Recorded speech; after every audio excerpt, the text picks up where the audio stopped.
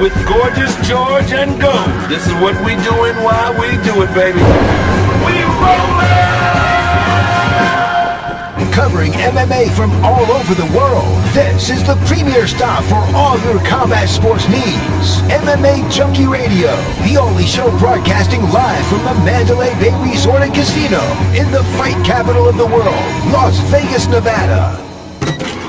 The lights are on and the mics are hot. It's time to get your MMA fix, junkies. Take it away, Big John. Gorgeous George and Goes, are you ready? Junkie Nation, are you ready? Well, let's get it on.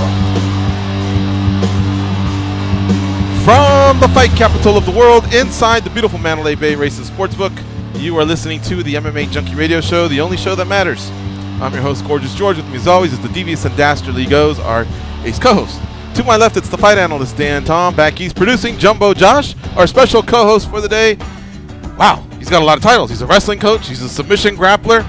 He is an MMA coach, and now it looks like he's an author. Ricky Lundell's back. I am back. I'm glad to be back here with you guys. How's it going, brother? Man, things have been going great, George. All right. Mic problems. Mic problems. Might have to do a quick switch, yeah. Okay, let's do it. Here we go again with that, huh? Yeah, it looks like it's the same thing as before. All right. All right, can you hear me now? I can hear There you we now. go. Hey, George, things are going great out there. We got one hair out of place. One hair is out of place, I'm sure. You're looking sharp, so I want to get that. There we go. Thanks. Okay. Well, it is Valentine's Day, and I got my fiance in the studio with me, so we're gonna go have some dinner after this. Maybe see a that's show. why you're looking all spiffy. Okay. That is exactly why I'm looking. It's not just for you. I mean, part of it's for you, but it's Where not you headed? just for you. After this, we got to pick a restaurant, and we're gonna go play at Rogue a little bit. So we had a good morning together. We hung out. I made sure to get the roses and the chocolates and all the things. Okay. You know. Yeah. Did you say something about a show though, or no? Yeah, we're not sure what's still going. My cousin he runs Mystair. He's one of the head guys back there. So I was gonna see if he had anything going on tonight. See if he can get us back there. Runs it as in like he calls the shots. He's the big man. He's not the big man, but he calls all the shots on the lights and moving the stage and doing all the stuff. So I mean, he keeps everybody safe, keeps everybody rocking and rolling.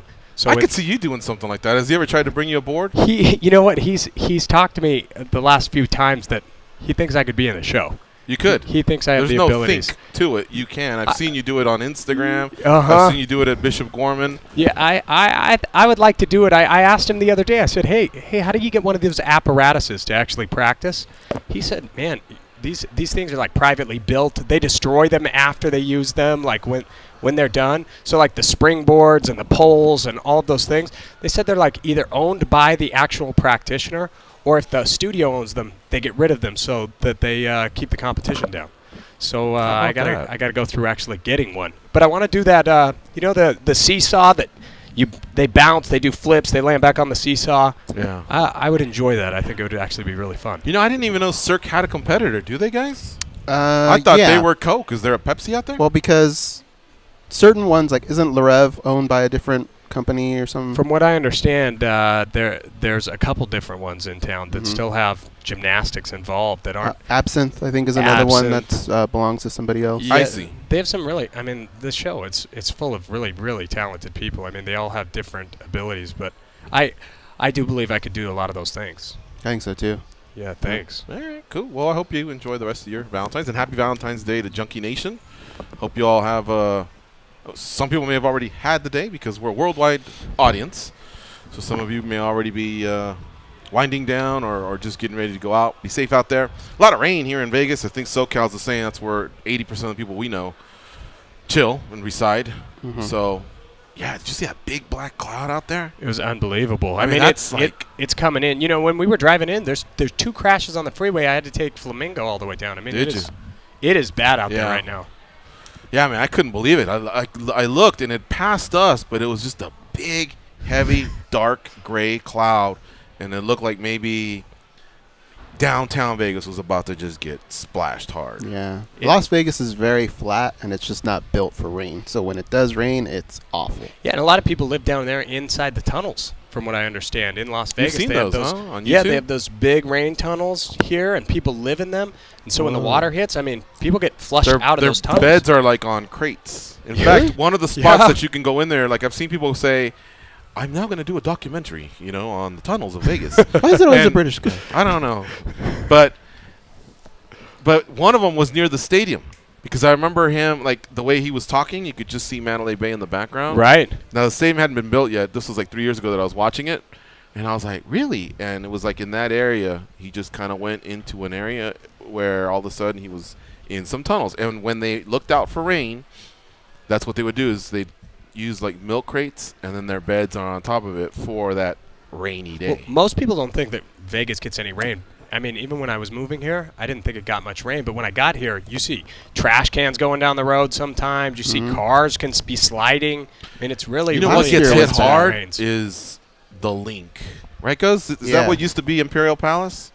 Behind it. I mean, they just get thumped, and they haven't been able to figure it out for 30 years. They just always get thumped. Right. And I'm thinking, okay, I could see a couple times, but at some point, there's got to be an engineer that goes, we got to prevent this. They just keep changing insurance companies. Oh, you know. It's pretty take bad. Take a cut. Hey, there are a lot of over and over. insurance Hey, that companies, works have you now. noticed? It is working now And a who, little bit. who gets all these insurance companies? Everybody I know is either a Liberty, State Farm guy, Liberty. Allstate. I don't know anybody who's got farmer's insurance. For starters, I'm not a farmer, so I don't know why they even chose that name. Do you know many Geico people? I've never even seen like a Geico. Where do you go? Yeah. Remember the stripper that hit me? She had Geico. I I don't know anybody with farmers. I know a lot with State Farm. I know some people that had Mercury. Or Okay, I actually, know we a had few it as a Mercuries family for here a and while. there. But yeah, I don't know anybody that's Who got are these some of the other people? And it's ones. nonstop commercials. The General, man, he's out there. Oh, the General. They're making money. When the commercial can be on the Super Bowl, Yeah. they're making money. A Yeah, lot of money. Allstate, Farmers. I forgot about the General. There's a lot of them out there. They make good money, man. Insurance companies, they can pretend like they get hammered with earthquakes and hurricanes and whatever, but Well, you guys heard about the God Clause.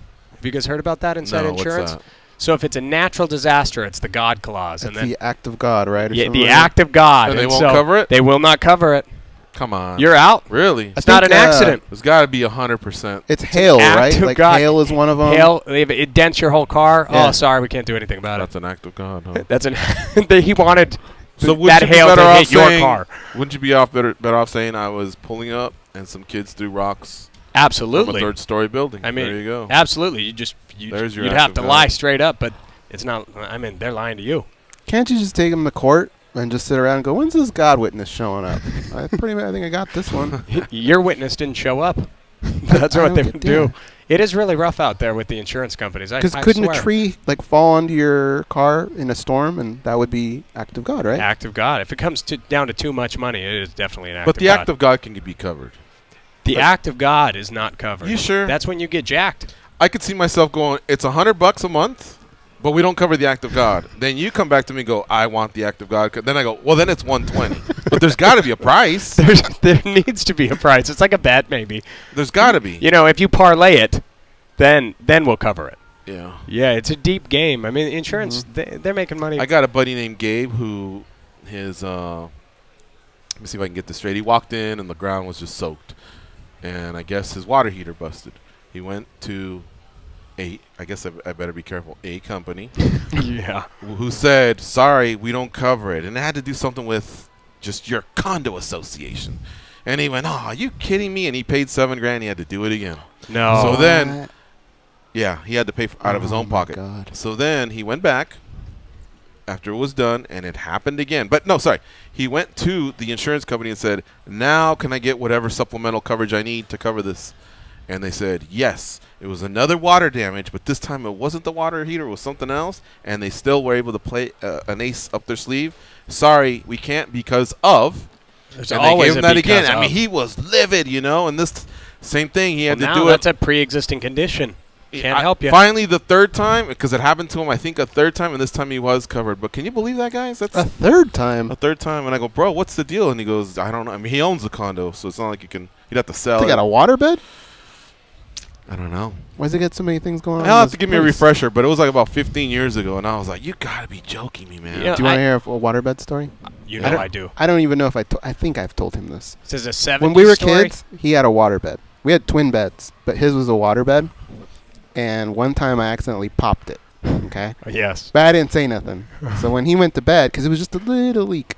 But when he went to bed, he woke up in the middle of the night. His underwear soaked. He thought he pissed the bed. So he took all his sheets, threw them like in the closet or something. He was trying to figure out what to do. This is long-lasting trauma. You Then gotta it be turned careful out with that. he looked at it and he goes, "Oh man, there's a hole in the bed." Like he's kind of like, whew. But it was me. I poked this. Or I didn't do it on purpose. You peed on him. No. Yeah, that was kidding. later. How'd you do it? Do you remember Jan? Yeah. He had this trick where Monica's he would put. brother? Yeah, he would put like a little needle through his shoe. And so when you would get one of these dumb balls, he would kick it and go, "Oh man, I kicked so hard I popped the ball." So I thought that was cool. He was like 10 years older than I was, and I did it, and I forgot to take it out. So when I jumped on your bed, I had the thing and it poked a hole. You know, this guy's the reason we can't go through airports without taking our shoes off. Yeah, it's pretty much my fault. I got to put a needle inside my shoe. Bam. You know what that Can't get in reminds the me airplane. of? That story? Did you ever see Roadhouse? Yes. Left boot, remember? Yes. And he had like a blade sticking out of the boot. I remember who walks that. around with that? Like, who really orders their boot with that? I mean, that's your intention. I mean, just brass knuckles will work, right? You I really would have to have think like so. a blade sticking out of your boot. I don't remember what movie it was, but there was a switchblade comes out of a shoe too. It wasn't Austin Powers, but something else. I was Comes right out the Austin front. Powers. Yeah, It but might have been. something like that, right? It was something like that, and the blade came right out. I always thought, man, that would be. How do you activate it? Who in MMA would you not want to take a liver kick from who's wearing that boot? I would In think their that heyday? it doesn't have to do with strength. Yeah, I guess. It has to do with accuracy, right? Yeah. So Anderson or Machida would have been a really rough one. They're definitely going to make Machida it. sucked. How about Crow Cop? Crow Cop is. I mean, it's going to get. That's going to be hard. It's going to go deep. It's going to go in. How about Pat Barry? He had some kicks. I mean, I don't want to get kicked by Pat Barry without a knife. I heard Hardunk hit hard. Hardunk had some leg kicks as well. Wow. Anyway, yeah. I don't know why I thought of that one. Speaking of Crow Cop, he and Roy Nelson fight this weekend. There's some really, really good Bellator fights going on this weekend that we'll discuss at some point. Bellator 215 and 216 back-to-back. Just for example, they have Vitaly Menikov versus Czech Congo. They have Roy Nelson versus Mirko Crow Cop. They have MVP, Michael Venom Page versus Paul Daly. I mean, you can't argue with some of the talent on display. I wish it was all on one card, but it's two separate nights in Uncasville, Connecticut. We got you covered at MMA Junkie. And then, of course, that's Friday, Saturday. Sunday, we have UFC on ESPN 1. I got you guys the odds, too, if you want to take a peek. That's headlined by Francis Ngannou and Cain Velasquez. Velasquez finally returns after over 2.5 years of not fighting. I guess the last time he fought was when he fought. Were you in Travis's corner that night? I was in Travis's corner that night. Well, Cain looked great that night, didn't he? Shoot, Cain was. I couldn't believe that. Cain was unstoppable. I think he could have re-won the title that night. He was so good. Yeah, I mean, he looked awesome, but I guess he's had injuries and then maybe a little spat with the UFC over contract negotiations, but supposedly he's back. And in the meantime, it kind of worked out for Daniel Cormier because he was able to move up to heavyweight, win the title, and I think between 1 and 3 fights left in his contract, he'll move out of the way, and then I guess Cain will try and resume Championship. his spot at the top. You know, I still would love to see those two actually scrap in a fight. Not that they ever will, but I'll tell you, even though they're in the same camp, when it comes down to the gold, what better fight to have? You get to fight your friend, but then you get to really lay it all out there on the line, and you both know each other's game. You both know how each other's plays. It would either make for the most exciting fight you'd ever see or the most boring fight. And I honestly, I'd be willing to take the risk on the pay-per-view. I've thought a lot about those types of fights. Those guys, especially a gym like AK, who's got a reputation for, they really, really turn it up. They go hard. I'm sure they've knocked each other down. Maybe out. Probably out. For sure. But not with the intention like, I'm going in there to hurt you. It just happens while you're sparring. They're just intense. Correct. And I think they're not scared of hurting each other. I think they're just scared of probably one of them knowing that the other guy's better. They'll always compliment each other. Cain gives me hell. He'd kick my ass in a fight. Cain would say the same thing. DC, he's the man. I would never want to fight DC. But I think it's just being scared of really finding out who is the better man. They have been great promoters it's not like of each other. Best of 7 series or a 1-1. It's kind of like one time, and that might be it, especially Right. with DC's age. But yeah, you're right. I mean, let's just say both of these were uber popular fighters. I mean, and they are popular, but let's just say they were like pay-per-view gods. Totally. And they could sell like 1.5 million.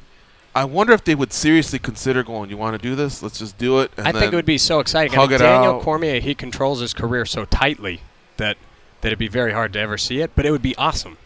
It would be awesome to watch the two of them get down. Remember when Swick, Koscheck, and Fitch wouldn't fight each other? Yes. They'd always say, if you want to see us fight, come down Monday, Wednesday, and Friday. That's when we do live sparring at AKA. We tear each other's heads off. And I understood and respected their stance, but I just always felt like it could prohibit one of them from maybe being a world champion, because I think the UFC didn't like it. So they gave them the harder road, the longer road, and as it turns out, neither of the three got to be a world champ. Koscheck fought for a world title, and so did John Fitch. I mean, it could just be that they happen to be in the GSP era, too. Timing is everything, though. And Swick came up short against Hardy, because remember the winner got the shot, and Hardy won. Yes. Yeah. So sometimes that's just the business you're in, you know. Yeah, I think it would be exciting. I think there's a lot of camps that would do it. And as a coach, I think it would be really cool for the coaches to go, okay, we're doing the camp. All right, this coach, you go help them. This coach, you go help them. And then when it comes fight time, they just get to sit in the chairs and let their guys do what they're going to do. And kind of like the Ultimate Fighter, when two guys from the same team get to the end and they just kind of split coaches. You just go, all right, here we go. And I think it'd be really cool for a camp. I mean, if you have a guy in the Olympics going for a silver and a gold at the same time, I mean, it looks good on your camp. Looks real good. Yeah. But they always have the backup card. You know, if all of a sudden one of them were to lose, the other one's stepping right in. They can always reclaim that title right away. At this point where mixed martial arts has evolved, we see a lot in boxing where one coach sticks to one trainer or one coach and one fighter, and he has a couple here and there, but really his bread and butter comes from one. That's starting to happen in mixed martial arts now, where big time they get away from the teams, and it's just. But if things don't go right, most of the blame usually hits that coach, right? Absolutely. Can you talk a little bit about that dynamic? Yeah, I think it's very difficult out there for a lot of the coaches. I mean, they're caught up in a game where, you know, if they win, it's the fighter.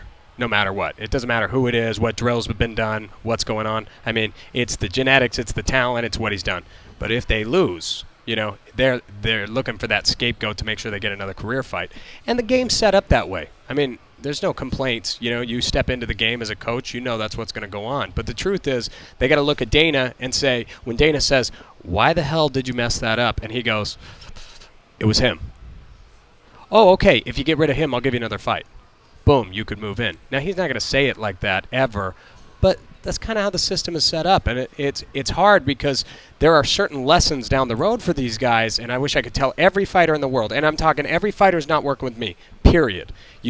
I'd look across the board and I'd say, you know, this coach has certain lessons, and it takes a certain amount of time to get each lesson. And you have to stick it out with that guy for a certain amount of time. If you just do one session, one fight camp, you're very surface. We're very much surface with this guy. But all these coaches are tried and tested. They got 100 fights in the UFC under their belt. You should probably stick it out with them for years and years if you ever really want to get down into the mentality and then into the willpower. That was going to be my next question. In football, there's been teams that have won maybe one game, you know, and then the next year it takes a while for that coach's philosophy to really sink in. Absolutely. And then things start to happen. In college, because there's so many different players coming in and out, you can't really judge a coach until about like the third, fourth year. In mixed martial arts, how many fights would you say it would be fair to judge a coach on? You know, that is a great question. I think it kind of depends on where the guy comes from. Let's say the guy's a college-level wrestler. You know, he's changed coaches before. So he has the ability to go from high school to college wrestling, change coaches. He might have even been Pee-wee. So he's changed coaches several times so he can get into the philosophy much quicker. Inside of 3-4 years, the guy became a national champion. So that guy, I would say within 2, 3, 4 years, he's going to pick up the information. Now you take, let's say, a kid who comes from Ecuador. He's been with his coach for 19 years. He's never left him. Then he moves to the United States. It's going to be traumatic for him. You know, like an 8-year-old dog leaving their owner.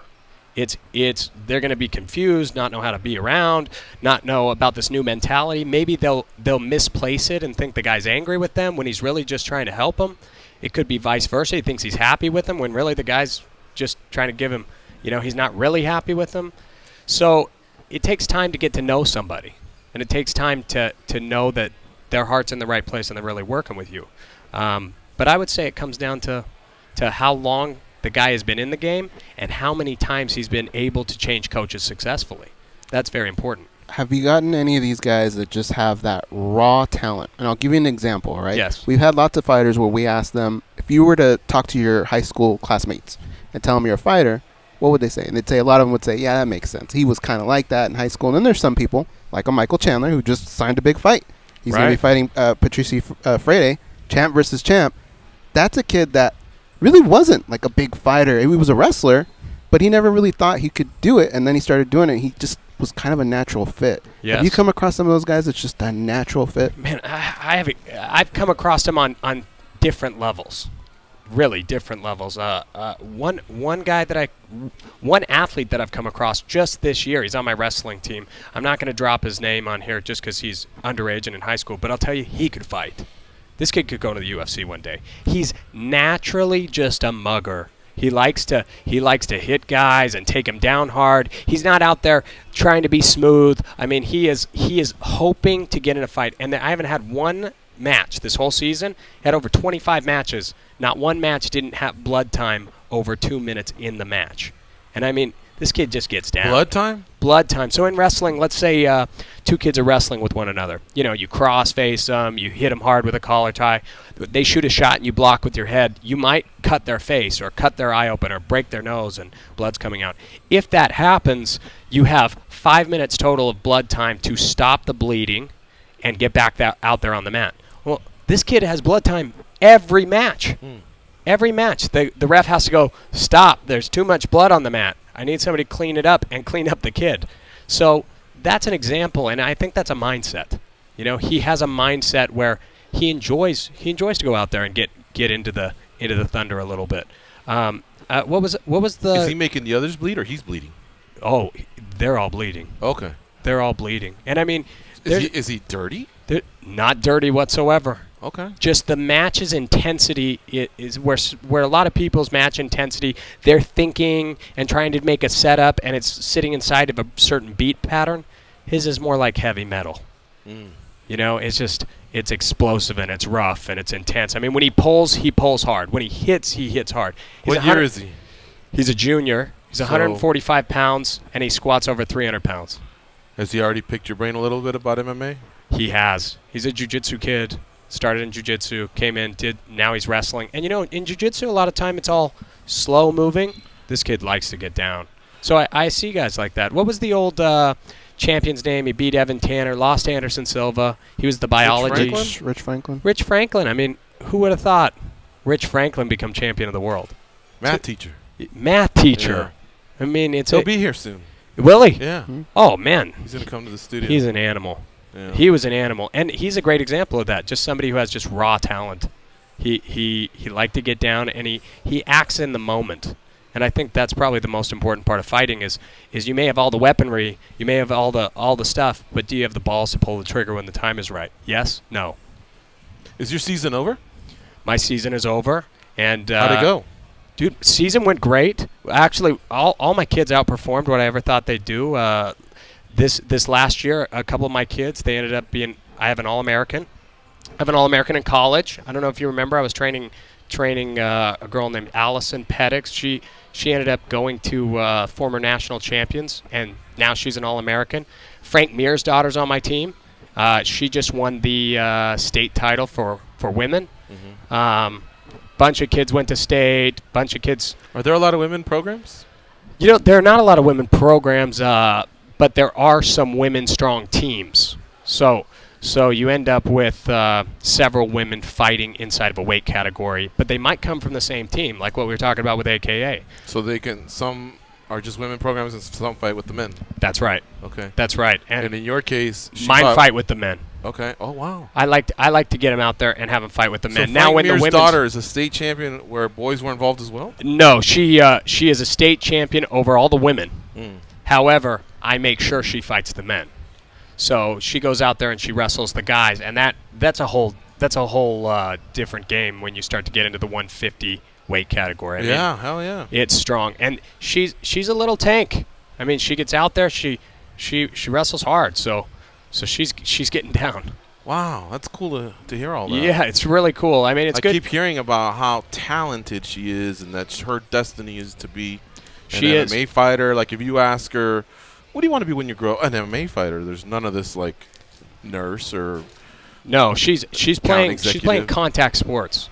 You know, Wow. my big hope for her is that, you know, she's got to be careful and make sure she stays away from any yes men inside this world. I mean, Frank's obviously a Frank huge name. Luckilly's there, yeah. To You know, and run interference. You have to be around people that they really don't care what your last name is, and they're going to say it like it is. They're going to look you in the face and they're going to say, "Hey, you know, you suck," or "Hey, you better get up the rope," or "Hey, you better go wrestle that match." And you got to go out there and wrestle matches that you're going to lose. You know, if you're undefeated, the truth is you're not wrestling better. You're not wrestling hard enough guys. And at this age, this is the age that you got to get out there and do those things. So she's a freshman this year. If she continues to grind, I could see her going to college and wrestle, or she could do MMA if she wants to. But she's got to hone in her sights. There are some really scary, tough girls out there. I mean, there really are, as we've seen in the UFC. So if she wants to hit that level, she's got to knuckle down. Wow. So there's a lot of talented females that are coming. There are a lot of talented towards females. our sport. Yeah, and in fact, at this year alone at state with the boys, we had 3 women inside of this state that were competing against the men at state, and only 9. This state's different than most states. Only 9 can go to state, so they really filter it down through the system. So by the time you get there, you're already top 9 in your weight category. Here's my thesis, or hypothesis, I should say. When we first started out, Hoist, Shamrock. Yeah, right? yeah. Then we get to the second or third show, and along comes Severn, and by like the 10th show, there was Coleman, Severn, Fry. We had about like 8 Schultz. eight good fighters. You know, Yeah. what yeah. Where you could go, wow, I'd love to see them in an ultimate. And they did do that. I think the women are a little bit past that, but you know how right now we have like literally 40 awesome lightweights that you can just pick their name out of a hat. And Absolutely. run them in there and we'd have a great fight. I think we're about like 5-10 years away from that, but there is going to be a lot of female talent that comes through, Well, and now starts to look like the UFC looks now. But I still think they're not. I wouldn't say like leather helmet stage or pioneer stage, but just past that. Well, if you go back in time, okay, during Ronda Rousey's era, she won by submission the most with what? Armbar. Armbar. Well, the other person who tied that number was Royce Gracie. So how come the first people inside of those divisions were hitting so many arm bars? I guess because others didn't know how to defend. They didn't know how to work it yet. They just kept getting caught. And I'm not saying, let me tell you, Ronda Rousey's armbar is on another level. I am, for real, her armbar, in my opinion, would be better than Royce Gracie's. There's no doubt about it. Really? But if we talk... That's high praise, man. She is an incredible armbar. And Royce has an incredible armbar. But the way she can transition from a throw to an armbar is very different than Royce. It's very different. So if we're talking transition on the takedown and the overall game and how to get to an armbar, we saw how fast she could implement that in a real fight. Now, that being said, if you're just looking across the board at stats and you just look at how this game is played, in the very beginning, the armbar was the first evolution of fighting. People don't tuck their arms. They get left out there. They're in the middle of a scramble. So Royce Gracie, Ronda Rousey, both the beginning of the era, and they're both landing the same move. And now those records, they haven't been beaten. I'm thinking about this. So the one advantage I'll give Hoist is he did it in no weight class, right? True. He's doing it with monsters. Dan Severn's like 2 times the size. True. But he also had a gi. He had a gi. Okay. That does help. Ronda didn't have one. Mm-hmm. That's interesting. Yeah. All right. Let's stop right there. We got to take a break. You're listening to MMA Junkie Radio on Fight Nation Channel 93. Ricky Lundell is our guest co-host for the day. Our other guest today will be UFC bantamweight TJ Dillashaw. He'll be joining us way in the second hour, so we got plenty of time to take calls, discuss the latest MMA news, forecast Bellator 215, 216, Friday and Saturday respectively, and of course UFC on ESPN 1, which is Sunday. So don't touch that dial, and we'll be right back. Bringing you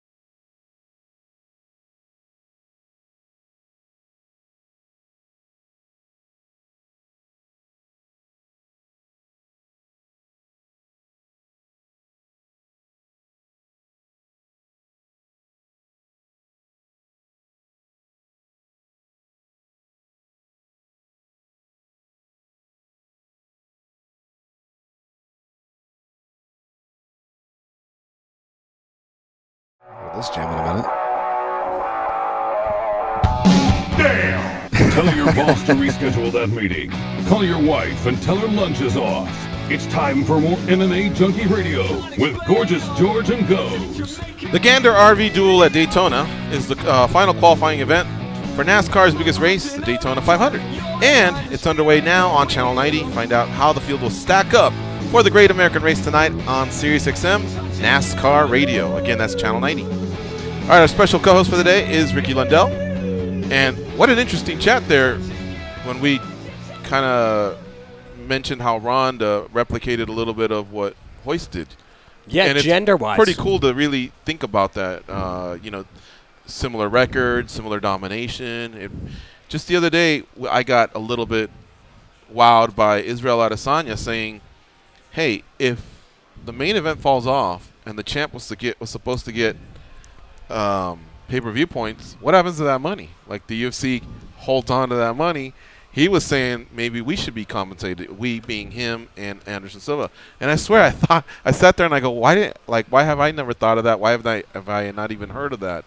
Or maybe I have. It's a sound argument, or isn't maybe it? It's been out there and I just haven't heard it. Yeah, that's pretty sound. And then hearing Ricky say that, it's been a fun week just hearing, you know, these interesting bits of the same way information. you reacted, though, I'm curious if the UFC said, huh, that is a pretty good argument, or if they went, damn, somebody finally figured it out. They probably said, damn. Somebody think so? figured it out. Okay. Yeah, I think so. Because the UFC they have this, I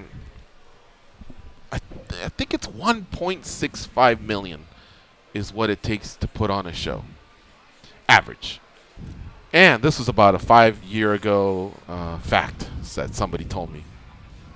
So that includes all the fighters' purses, right? I don't think anybody was like making 500 to show or anything like that yet. It was still like 200s, 300s, or whatever. Which back then was big money. Maybe it was about 8 years ago or so. It was all the fighters. It was the whole staff, hotel rooms, per diems, production. Like to put on a show, you needed to 1.65 to make that. Anything after that was profitable. They would hit that all the time. Wow. Without a problem. Wow. All right. By how much, I don't know. That's why when you get these $800,000 pay-per-views, it's a massive show for them. The others just kind of like, oh, man, we didn't do great in Prague. All right. Did we break even? Did we come close? Did we make a little? Whatever. But you definitely make it on some of the pay-per-views. And that Prague show may have been kind of like almost a form of advertising for the bigger shows that are coming up. You know, but they just have a really, really smooth running machine. So well, I got to say, I always thought it was incredible, George, when they all of a sudden started putting on more shows. You could tell how much money they were actually starting to generate, because we went from 4 shows a year where we were all having a barbecue, hanging out, to all of a sudden there's 52 shows a year. There's one on Saturday and Wednesday. Yeah. You got to get ready because the Ultimate Fighter is going to happen and the show. At $1.65 million, there must have been some serious cash flow. 2000. Do you remember refreshing the SEG website, just hoping there would be something on there? Some bit of news. Yeah. We would do that like or MMA 4 or 5 Weekly. times a day. MMA Weekly just had all their news on one page. Yes. You woke up, you went to MMA Weekly or Sherdog, Junkie, Fighting, none of those guys were around. And just Weekly happened to be the first place I went, so I was a fan of theirs, Ryan Bennett, rest in peace. And it was all on one page, you know, so it was almost like just cracking open the front page or just the newspaper. And it was there, and you'd read it, and it was pretty cool. And some days were better than others. And, of course, Ryan thought, hey, why don't we have separate pages to create more hits to the website? Right. And I remember also going, oh, man, I liked it the other way. I liked it because it was just like one big page. All right, but we'll do anything to help out the side. You'd have to sit there and click and go to the news. But, yeah, I remember. Is that why you guys all built those out days. MMA Junkie? Well, Why did you guys do it? You go to the show, you go to the weekly page, you're clicking refresh. Tap the mic, please. There you go. There you go. Are You know, there? you go to the weekly show. Yeah. You're trying to find out what's it's going that's on. it. And then you guys just went, No, we got to open our so- own show because I'm sick of clicking what's going on? No, so Junkie was just created by a guy named Dan Stupp in 2006. Uh-huh. And what he wanted to do was bring a little bit more formal journalism. No disrespect to Sherdog or Weekly or anybody else, but I think a lot of those came from, college-educated people, but they just maybe didn't. They weren't from a journalistic background. Right. He wanted to start a blog but bring formal journalism. And he just was very innovative. Like, he was the first to go, hey, state athletic commissions, that's public. We can get the salaries. We can find out more about the injuries and things like that. And I think we were one of the first to maybe bring ratings. Don't quote me on this. I just remember having a conversation with Dan, and he had told me about some of the things that they had done, Well, I remember coming to your guys' site for the first time. It was like 2007. I had just got my black belt maybe a year or two before, and I came to the site, and I remember I could blog, I could check things out, and I was like, wow, this is way cooler. This is way better. Yeah. Because before I just had to read whatever information was in front of me. But when you were able to actually write something back or connect with people, it made a big difference. So I do remember you guys had kind of a market hold for a little while. Yeah, a different look. It was, the way it was written out, and then, of course, just different types of articles that were just refreshing. And then a lot of the stuff, duplicated what Sherdog and Weekly had done and were thriving in, But it was just a little bit different. And so just to finish that, Goes and I had done tag radio with Frank Trigg, and then we would basically do interviews for MMA Junkie. We kind of did an informal partnership with them, and then eventually they said, we want you to be MMA Junkie Radio. Guys, you just triggered me on something. Have you guys seen Lucifer? No. The show on Netflix? I'm watching it. Is Frank Trigg on it? Frank Trigg, he doesn't say one line, but I literally paused the show, right? Me and my fiance watch it all the time. Who is letting me be here on Valentine's Day, by the way. So big shout out to Lindsay. But I literally, I'm sitting there, I click pause, and there is Frank Trigg turned sideways with his ear, his face, right? And I'm like, that's not him. I walk up on the TV. Hell yeah, you could tell by his ears, they look like fortune cookies. Yeah, so I'm like, I had to text him out of the blue. Like, dude, what are you doing on my favorite show right now? Because I've been watching it like crazy. Hawaii 5-0, he's done quite a bit of them. The next episode, they do an MMA kind of setup where they actually fight in the cage, and I don't know, so you guys are going to have to find out for me. But was he doing the choreography for that MMA fight? And that's why he was on the other show. A good chance he may have been. When Frank gets on the set, he is really good at networking and finding out who's doing what and how can I be a part of your future if you can open a door. And he's pretty explicit on the show. I'm not outing him or anything like that. He's a hustler. Right. You know what I mean? So I could see him just being on the set and then somebody – he was on there. He got. You'll hear, I don't want to ruin for you, but he didn't say much. He got shot a little bit. We only do an MMA guy, and then all of a sudden he'll go, "Hey, I thought I overheard right. MMA. I used to fight, and then he gets in there and he's very charming and well spoken and all that, and so I could just see him getting in there and. It was awesome. He was a mobster or something. He was just in the background, but you could tell it was Frank Trigg. Yeah, no doubt. Do you know who did the choreography for Lethal Weapon, the movie? Come on, Jorge and Gracie. I know. Yep. Yeah. Jorge and Gracie. Well, that was quick. Well, yeah. The more and more we're talking about this, the more and more I'm getting upset. Because you Sirius XM people that are listening right now have it very, very easy. You turn on the show every day. We're going to tell you everything that's going on in the insurance world and then touch on it mixed martial arts. Yeah. Do you remember driving to the Gracie Academy, asking them, is there a new Gracie in action yet? Is there a new one? Calling Blockbuster, going, I heard Taktarov fought Gary Goodridge in Japan. Does anybody have this? They would hang up on me. They would just hear my voice and they'd go, no, it's not here yet. Really? You guys have no idea what we went through to get information. Well, people would trade VHS tapes over the mail because you all were a member of the same forum. I had the original Half Gracie videos, the actual VHS Half Gracie videos. I mean, when I started jiu-jitsu, it was a crazy time. It was 1992. UFC started the next year.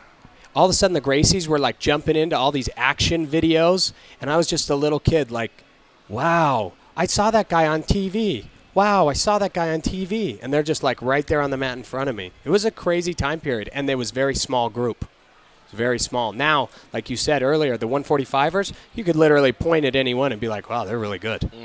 They're really good. But back in the day, if you saw a purple belt from Brazil, I mean, in all seriousness, a purple belt, that was like mind-blowing. Like there's the Gracies, there's the black belts like Pedro Sauer and the Machados. Nobody else. And a purple belt shows up, you'd be like, oh my gosh, this guy might as well be like Thor. And everybody else is Odin over here. Like, this is incredible. Yeah. We had a crazy time. 1999, we had one Brazilian cat in the studio, of course, very stereotypical. But again, this is kind of how rare it was. It almost funneled to these stereotypes. And his last name, of course, was Silva. Oh, Christian! Shout out Christian Silva. Right. And he would run the grappling, and he was a guy, and he was only maybe like maybe a blue belt or purple belt level, if that. But incredible was that? He was Jesus Christ because he could show us the armbar. Yeah. And it was just. Don't leave your elbows Here in out. Vegas? Yeah, here in Vegas, it was just so rare. We have guys come through and they'd be like, oh, we're fighters or this or that. And I'm like, oh yeah, he's a karate fighter. Like, yeah, and it's something called K1. And I, what's K1? Because you didn't realize that. And then in the '90s, of course, they were coming through Coker back in the day. But you're right. It was. I don't know how much I can say about exactly where this all happened, but at the time, Brazilian guys would come out, and then people would find people for them to marry where I came from. For real, so they could stay in the country. Wow. So they'd come in, sleep on the mat. If you were purple belt, brown belt in that area, they're going to find you a wife.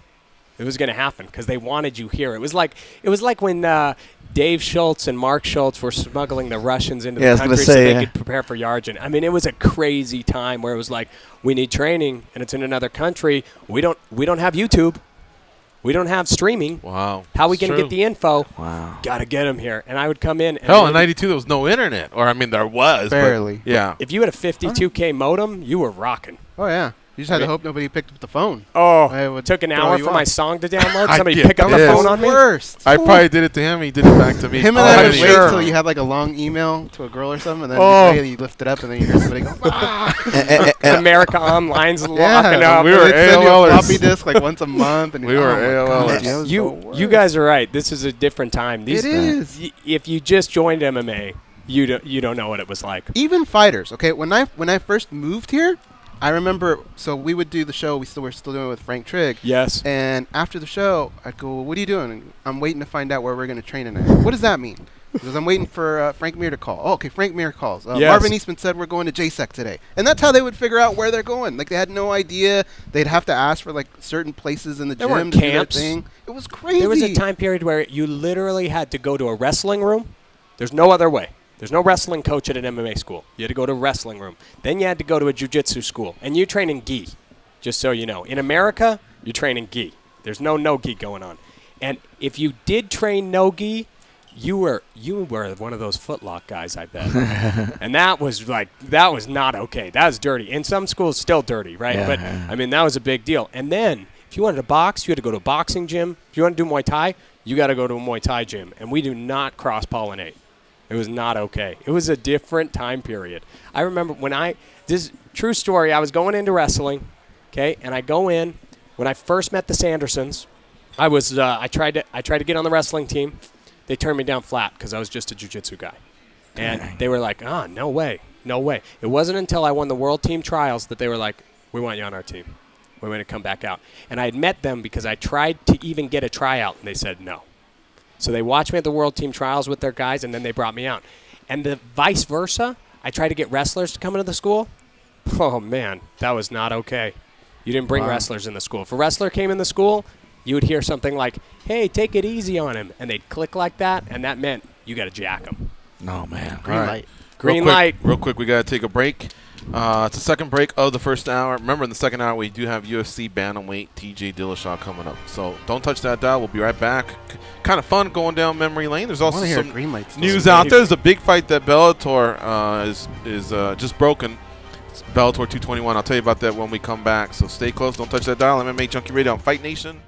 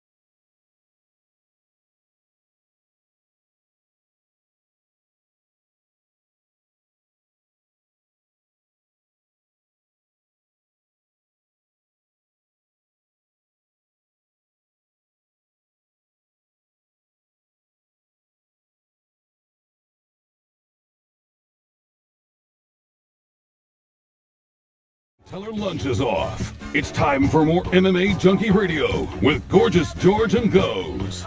Earlier today, Bellator MMA broke some news. Big fight. Michael Chandler and Patricio Freire are going to headline Bellator 221 on May 11th. So I know we've been talking about Bellator 215, 216 back-to-back this weekend, but that was some interesting news. So they got themselves a super fight there. The lightweight champion versus the featherweight champion. And they have a little bit of a history in that Michael Chandler has beaten the older brother. So, you know, the little brother wants a little bit of revenge. But that'll be interesting because, you know, a little bit of history there when you get the champions versus champions. Yeah, I mean, that's not an easy fight for anybody. Michael Chandler, he has so much experience at this point. I mean, it doesn't matter if your older brother has fought him or not. It's a hard fight for anybody. Yeah, big time. And then one other thing, quick plug for MMA Tonight. Yesterday they had Stone Cold Steve Austin on the show.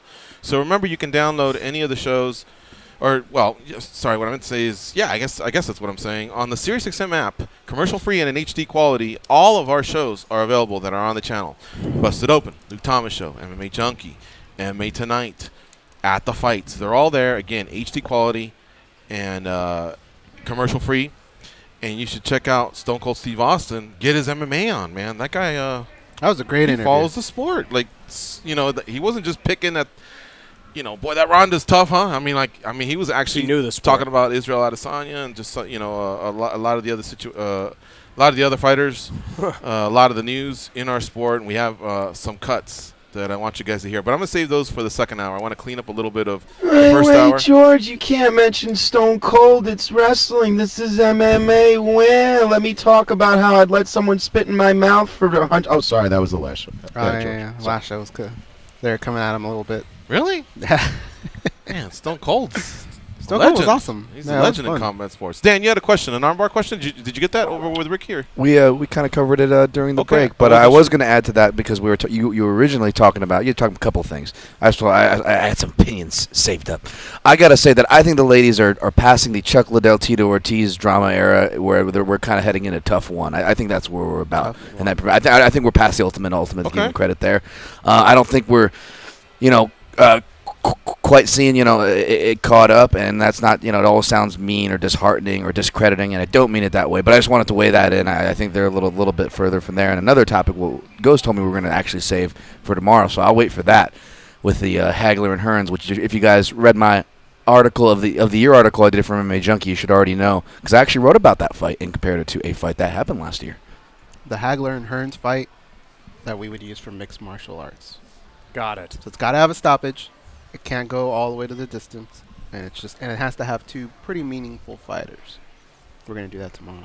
Oh, that's gonna be good. Yeah. Justin Buchholz pitched Clay Guida. Who did he say? Clay Guida versus who? Clay Guida versus Roger Huerta. Yeah, that was great that he referenced that. Top 10 for my most important top 10 important lightweight fights that happen in the UFC or help shape the lightweight division in the UFC.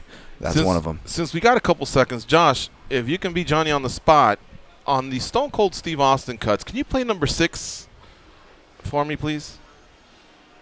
Brock is a very good friend of mine, and DC is a friend of mine that I've gotten a chance to have on my podcast and visit with him several times. I think he's one of the smartest fighters out there, incredible wrestling background, that big overhand right.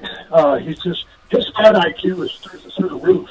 So to see him and Brock out there would be a spectacle, and it probably would maybe shatter every pay-per-view record UFC had. Can you play number 7? He kind of breaks it down a little bit. I know we're short on time, but I think we can get it in. And he was never at 100% with all the diverticulitis issues and stuff like that. And now he's back in the game of pro wrestling. So, when that bell rings and they start that fight, you're still dealing with a monster. And he's very quick. He's very strong. Great wrestling background. But you're talking about DC. You're talking about the double champ, the champ. And he's so smart. He's so devastating. I love Brock Lesnar to death, but we're talking about DC. And he ain't the double champ for no reason. Man, he's very, very dangerous. I'll leave it at that. So he kind of knows his way around the sport. He does. We have a few other cuts in there. We'll see if we can get to him in the second hour. Right now, we're up against the top of the hour break. It's MMA Junkie Radio on Fight Nation Channel 93. Stay close. We'll be right back. And we'll be talking a little bit with Ricky about his book here. It's called 1% Better Every Day, Ricky Lundell's Personal Guide to Back Squats. That's his thing, man. Every day he does them, right, Ricky? Every day. Every day. So we'll talk a little bit about that. Talk a little bit about the Bellator cards, UFC on ESPN, all of it. We'll be right back.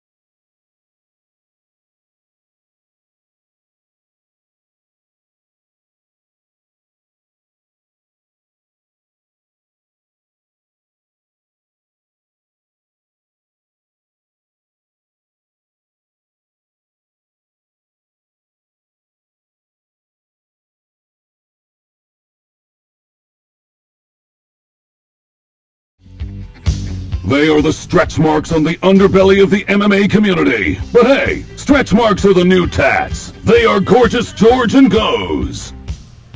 All right, we're back here on MMA Junkie Radio, and if you're watching the video feed, you're going to see me holding up a book.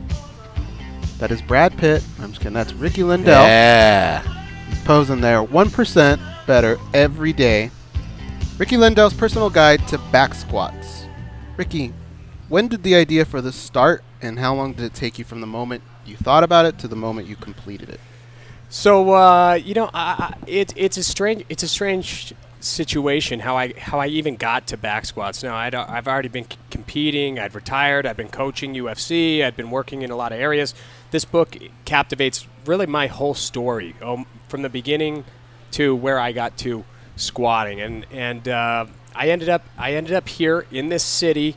I went to a man called John Burroughs who trains Olympians in strength, and him and I became very good friends, and he started working with me on my lifting. I wanted to become more explosive. My technique, it was tried, tested, and proven.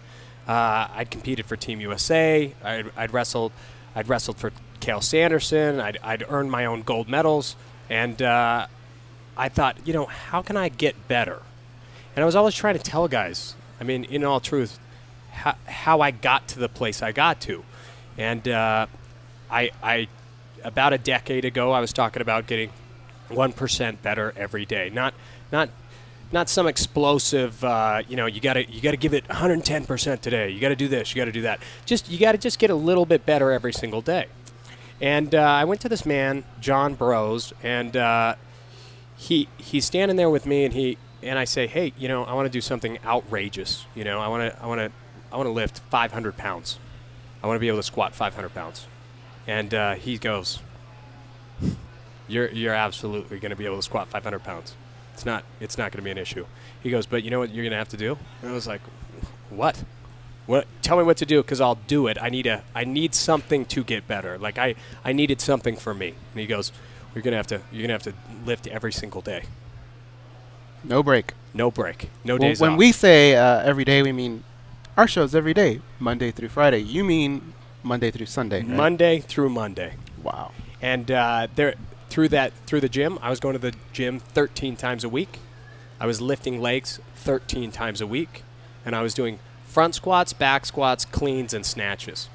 And I'm talking every day. I didn't start it until 26 days before my 30th birthday. I documented every single day, and I would lift until failure every day. Now, I had doctors.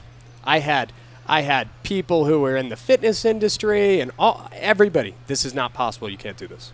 What's going to happen? You're going to go like this, then you're going to do what's called overtraining, then you're going to crash, and you're going to be injured. Well, you know, I had chronic back pain from from training, I thought. I had knee problems from training, I thought. And I ended up proving it all wrong. I started with a 275-pound back squat and documented the entire thing. At the end, 615 pounds at 175 pounds. Wow. It's unbelievable. You want to go to Instagram, go to @RickyLundell. You can scroll down, start looking at my videos, follow my journey. It's unreal. I was snatching and continue my strength.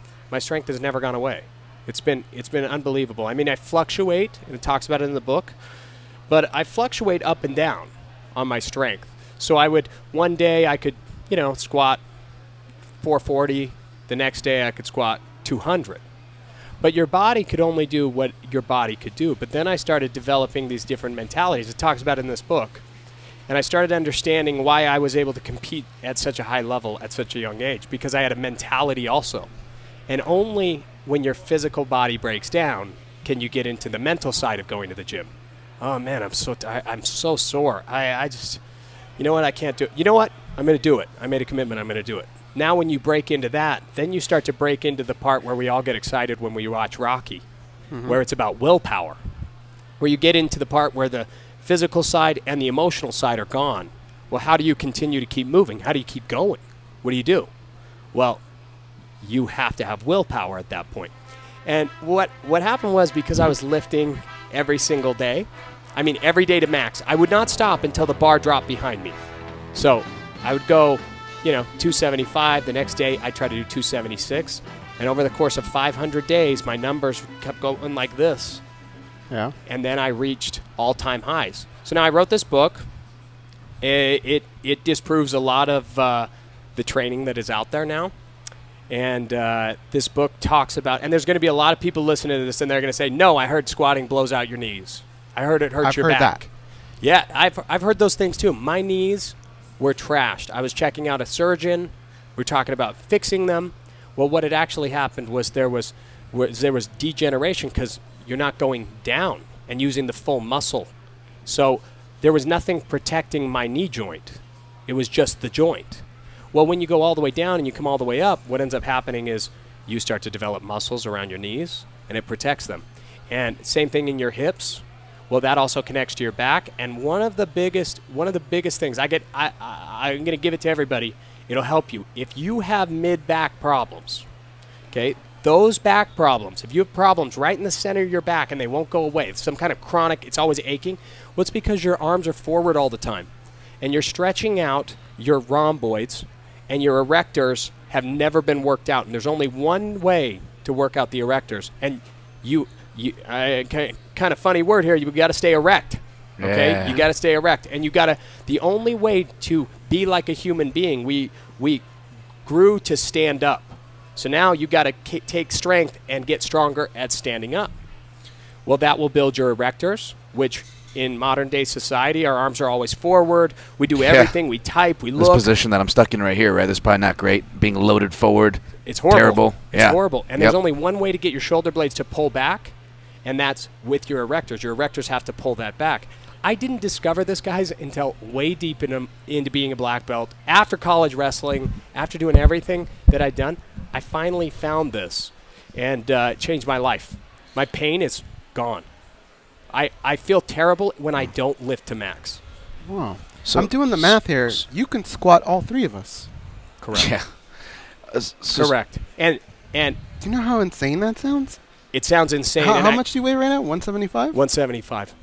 Wow. And I just did a DVD for BJJ Fanatics. They're a huge BJJ site. When I did this DVD, right, it goes through a snatch. I snatched power snatch, which means I throw it from the floor to directly over my head and just lock it and stand up. All in the same day. I power snatched 225. I cleaned 365. No, 315. I front squatted 365 and I back squatted 485 in 8 hours, nonstop video with instruction. And you know what it was I didn't just develop strength. I developed a level of willpower, and I developed a level of mental toughness that you can't do it through training where, you only lift your pecs when your pecs feel great. You only lift your legs when your legs feel great. You have to get there through, I don't feel good. I don't feel great today. Injuries? Oh, man. Through this whole thing. Or I'm just, like, tired. No, so what's very strange was during this process, I broke my foot. I kept squatting. In here, you can see where I hemorrhaged my eye. I had an eye hemorrhage. Remember that, yeah. You remember that? Yeah. It went viral online. It's a huge thing. And I had a bunch of different things happening inside of here, and it was such a wild experience because I just kept going.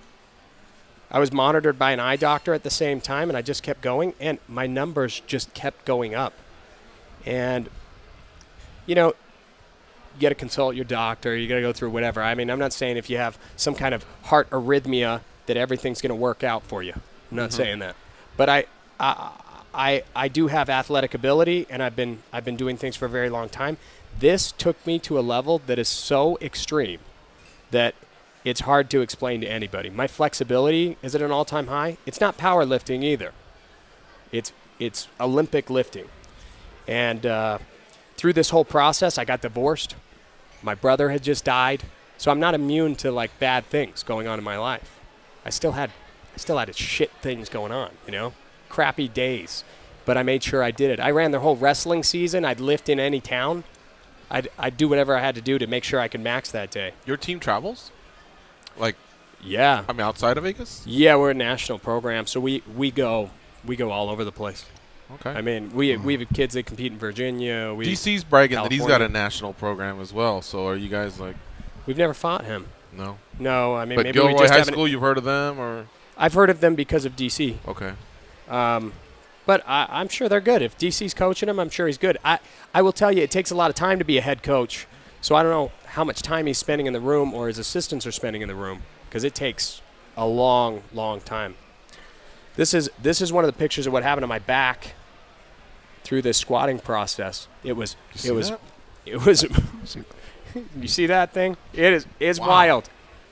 It was wild. I mean, that picture alone went viral in the community because it was every day. The bruising and my back had to almost become like rhino skin. I mean, it was pretty crazy. Trying to find this picture of my eye hemorrhaging for you guys. My workout would be lifting the weights onto the bar for you. And even then, I think I'd be dead at the end of it. Let me tell you something. I got my girl. She does squat every day now with me. Lifts every day. Front squats, back squats. She had back problems. She's a tennis star. She volleyball through high school, state champ out of Meadows, and it fixed her back. But she loads and unloads my plates sometimes. I mean, that's a serious workout. I mean, we're talking 5 55-pound plates on each side. It's substantial. Let me find this picture. Man, there's so many things in here. Yeah. You've been looking through this. You can't find this picture? There's so many pictures in here. I mean, there's like five of the year, like coaching. There's all kinds of crap inside this thing. While he's surfing through pictures, I found I don't know if it's the right word, but the practical side of what you're saying, if I dare say, fascinating. Again, poor sample size because it's coming from someone called Dan Tom, but left side right there. Fixing the back and the knees you're talking about through the. Oh yeah, that was a brutal. You remember that one, George? Ooh. I hadn't seen that. You're talking about fixing back and knees, like, for example, again, small, poor sample size here, but I'm clear to get back on the mats, and now finally, but for the last year, I've been pretty much restricted from surgeries and other health stuff to at-home workouts. So a lot of kettlebells, at-home squats, yoga stretching on mats, just pretty much stuff you can get done at home, pretty basic, right? That being said, I would get, from stagnant loading shoulders 5 days a week here, or sitting when I'm not here, I'm at home in a stagnant position, no better, right? All these terrible positions I'm constantly in. I would get back cramps, I would feel knees, and then when I would, let's say I would get about a week to about 2 weeks. I didn't like to take more off than that, which is way too much already. I would go to do a squat, body weight squat. You notice the knee starts bowing out, Absolutely. The backfield, but then you focus on your technique. You get through your set of about 75 to 100 or whatever to get started, and I noticed no back pains, no knee pains when I've got my every other day routine. Usually that's my goal. I'm definitely going to research this everyday thing as far as guys. There's some real secrets inside of here that I was able to get from people. My rep counts are way lower than other people's. I do it in sets of 3, sets of 2, sets of 1. When I get in, it's about explosion. It's about power. It's about how fast you can accelerate something. So it's not just that I can lift 500 pounds, but how fast can I lift 500 pounds? If I get underneath somebody, am I just like trying to lift them up? Well, that's just strength. That's not power.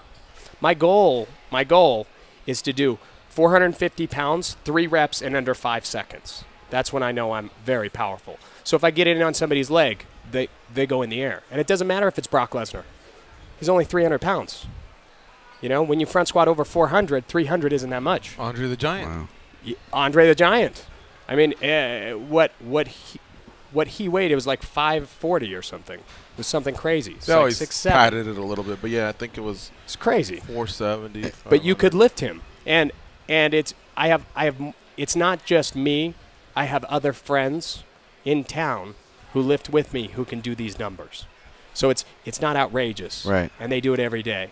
And I'll tell you, inside of wrestling, inside of jiu-jitsu, inside of combat sports, it's like video games. There is a certain requirement for each technique to be able to work inside of strength and power. And sometimes I'm watching fights, and the guy just isn't strong enough to finish the move. I've seen that. It's horrible. Does anybody remember when Vitor Belfort locked John Jones' arm? Yeah. Thing was straight. It was straight. But I'll tell you, if that guy would have been squatting, or if he would have been front squatting, the arm would have broken in half. It would have happened. But Vitor was just working on technique all the time. And I'm not saying his technique wasn't beautiful, but you still have to be strong enough. It's a leverage game. It's a game of leverage. This book will change people's lives if they read it. It changed my life. I was already coached to the UFC stars. I was already a black belt. And then I just threw my knowledge in there. It changed my world. And it could change anybody's world. But it's about power. You have to, if you want to lift up DC, and we all know it's hard, you can't be slow. He's going to crossface you and get his head in the way.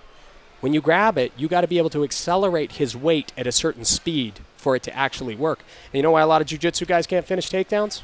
Why? You're weak. I would tell them. I don't care who it is. I'll tell them to their face.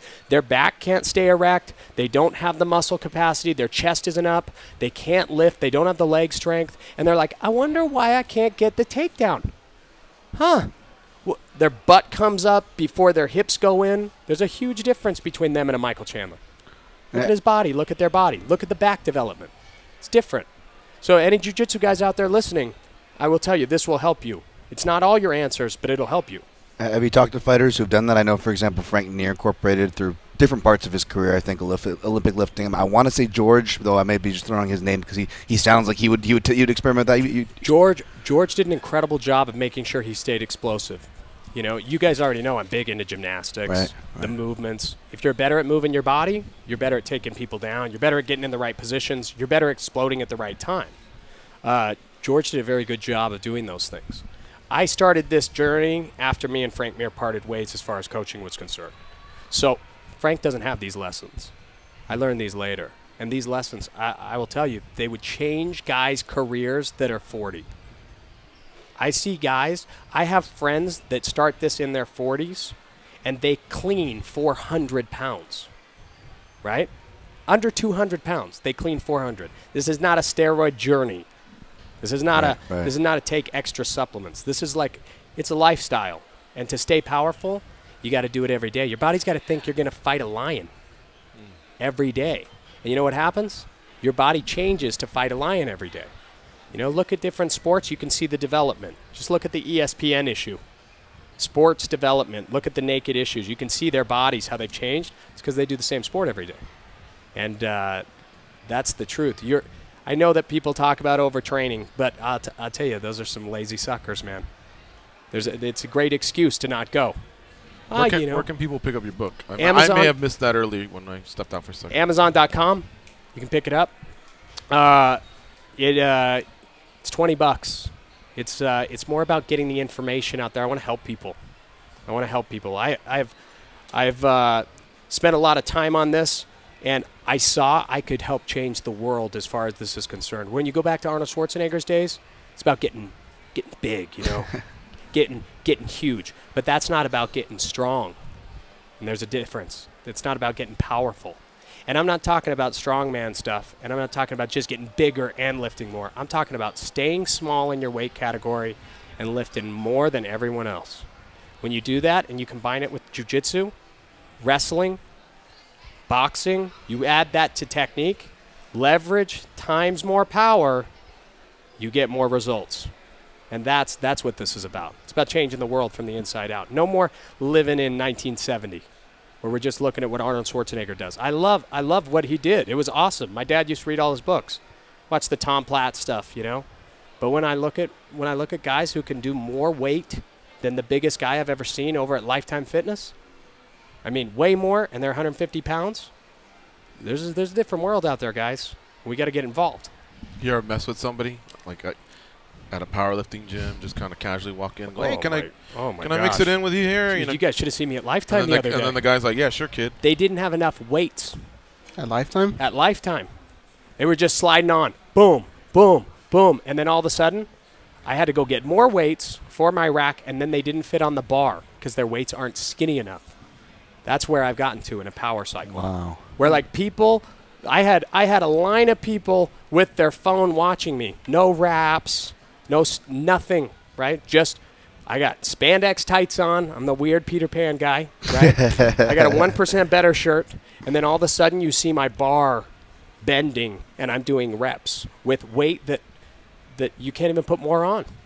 I mean, the clips are like a quarter of an inch on the bar and like about to fall off, and the bar's bending. So these people, it's scary for them. When I did that BJJ Fanatics, the absolute black belt world champion was there. His name's Bernardo Feria, and he came out. They like filmed me, and he was just like, I gotta check these plates because I lift in kilos. He had to check the plates and see if they were really 55 pounds. What? Like Karate Kid Part 2? Like, Are you going to break them in half or what? It was wild. It was wild, guys. Sorry, I watched a lot of movies. It's been a wild ride. It's good pull. All right, we got to take a break here. You're listening to MMA Junkie Radio on Fight Nation Channel 93. In about 20 minutes, we'll be joined by UFC bantamweight TJ Dillashaw. And right now, our co-host for the day is Ricky Lundell. We'll keep talking about his new book that is available on Amazon. Let me see it again. Ricky, I want to say it 1% better. 1% every day, better Ricky every Lundell's day. personal guide to back squats. So check it out. All right, don't touch that dial, and we'll be right back.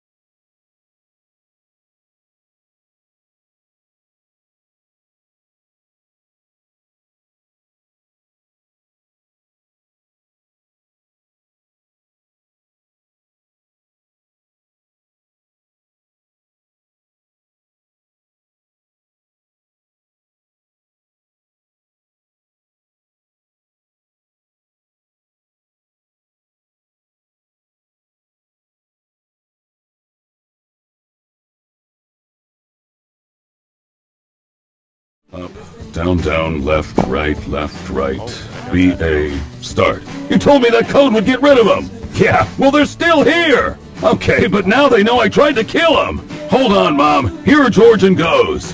Following the conclusion of tonight's game in New Orleans, listen to a complete recap of all the action from around the league on NBA Radio's post-game show. Get locker room reaction, expert analysis, and more on Sirius 207 XM86 and streaming on your phone and at home on Sirius XM connected devices and speakers. Junkie Nation, you ain't gonna believe this. 5% of me still thinks Ricky Lundell's bullshit. 95%, I gotta believe him because he's never told me a lie.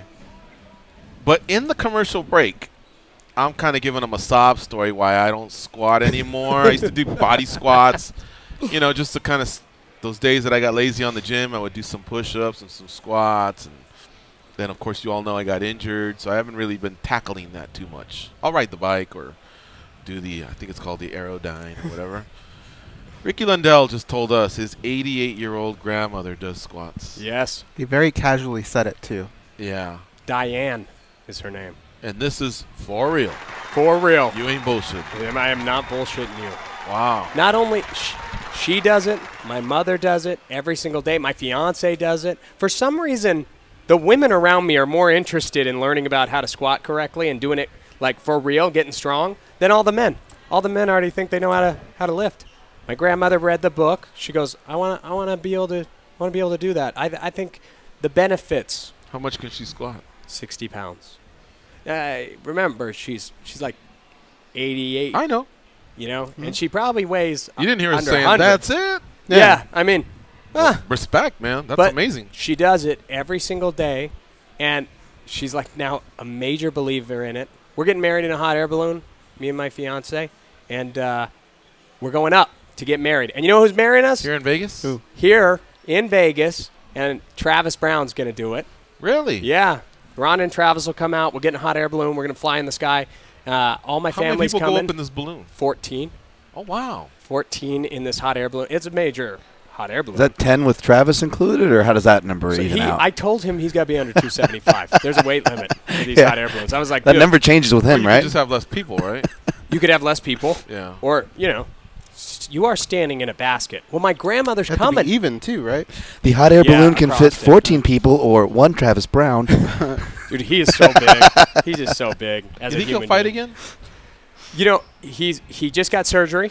UFC took care of it, so that should kind of lean towards something. UFC just isn't taking care of it for no reason. Right. And he's training. He's on my squat every day program, by the way. Want some legs? He's squatting every day? Squatting every day. Ronda Lifting squat every day? Now, he just got surgery, so he's probably not squatting today, you know. But he was right up until the surgery to get muscle mass going. Ronda and me have squat sessions. Really? Yes. And she even had an ACL. Her ACL got hurt a long time ago, and she's not making any excuses. What's going on around here? Who do you still train, or do you still train any MMA fighters? I am not training any MMA fighters today. Okay. I just finished this book. I have a book tour I got to go on for the next 2 months. Amazon loved the book.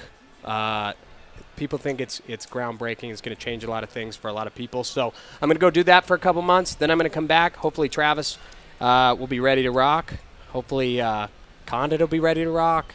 There's going to be a lot of people that are moving in back into the game. And then so maybe I'll even work though with you're some of not these new coaching fighters. anybody, you still have the relationships, and should they take a fight, you're in the game. Correct. Oh, okay. So I needed to fill up my time with something else for a little bit. Yeah. Which I believe that right there could train every fighter in the world. I mean, it will help everybody. And I've been around and I've seen how many guys would lose just because they didn't have the power. And you don't have to get bigger to get stronger.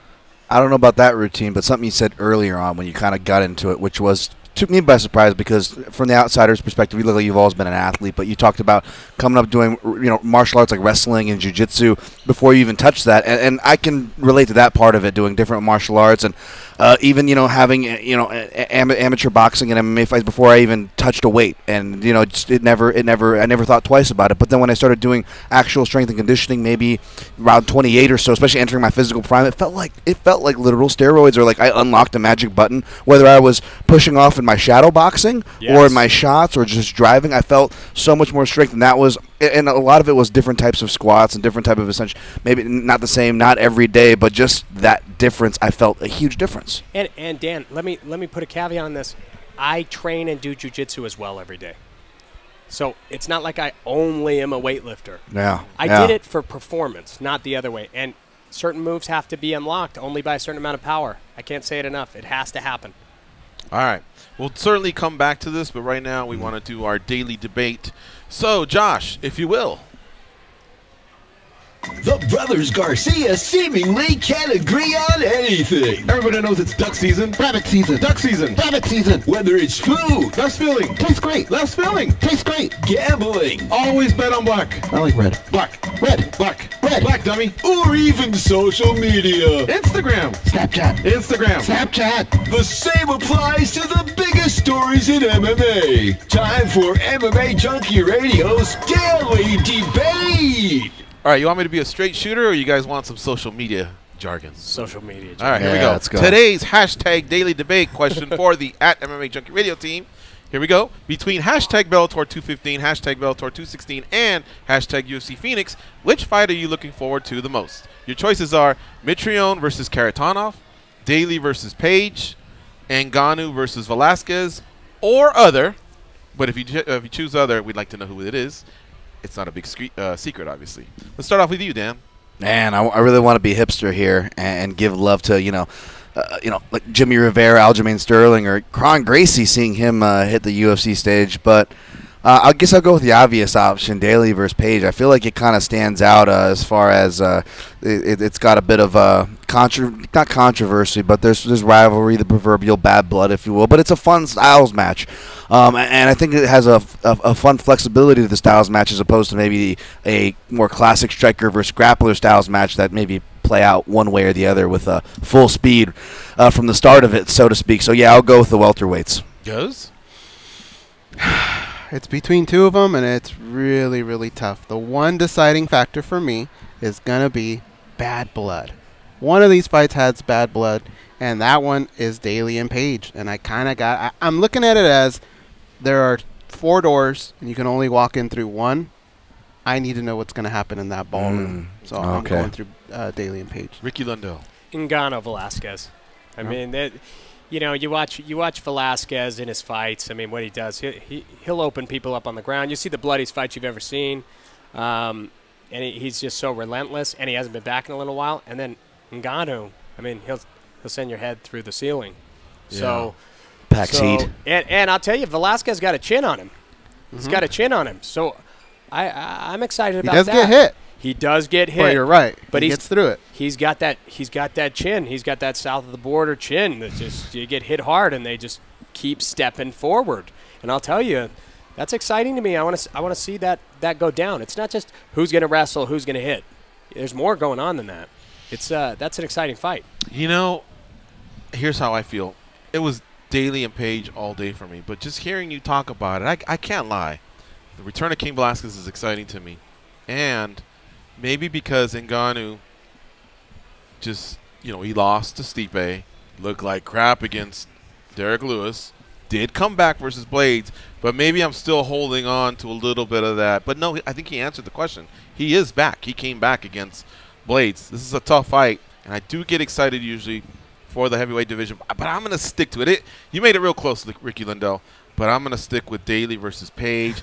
These guys, I mean, man, one of them gets to go back to the UK, thump in his chest. One of them advances in the tournament that pays $1 million, courtesy of 50 Cent, whoever wins that Grand Prix. And one of them could possibly collide with Rory McDonald, or I should say, to be fair, the winner of Rory McDonald versus John Fitch. So in the process of winning the Grand Prix, possibly winning the welterweight title, because each time McDonald is in it, it's at stake. So I'm going to stick with that one. But it was a 2-horse race, folks. 55% went with Ngannou and Velasquez. 40% went with Daly versus Page. 2% went with Mitrione versus Karatanov. And 3% went with other. And other could have been many, but I'll tell you what, Rivera and Aljamain Sterling is a good other. Felder. Oh, yeah, there's some really good others. Almost 1,000 votes came in. Thank you, Junkie Nation, readers of the site, and listeners of the show for chiming in. All right, we got to take our last break. You're listening to MMA Junkie Radio on Fight Nation Channel 93. And on the way out, I want to give a shout-out to Richard Reese from Phoenix. Said, what's up to us, Goes? I guess he ran into John Morgan out there in Phoenix. And I want to give him a shout-out. Hey, you got to call in sometime. We'd love to hear from you. So do it, all right? We're here 5 times a week. Doesn't matter if it's your first time or you're scared. You just got to get through it. And then, bam, after that, it'll be like second nature. All right, we'll be right back.